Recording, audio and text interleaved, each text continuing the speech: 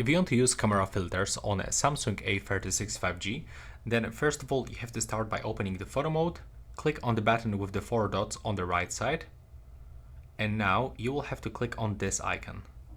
Then, as you can see, you can find a lot of different filters.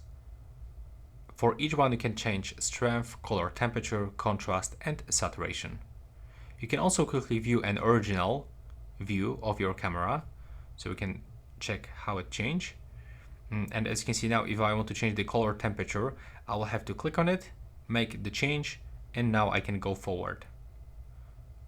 So I can change these parameters up to my preferences. And now, as you can see, that's how it actually works.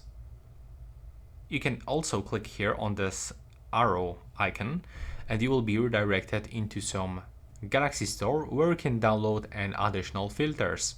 So here you can find the camera filter by Samsung, and after a few moments you will get, for example, this lavender filter in your camera. So when you go back and open it for the second time, we should be able to find it somewhere here.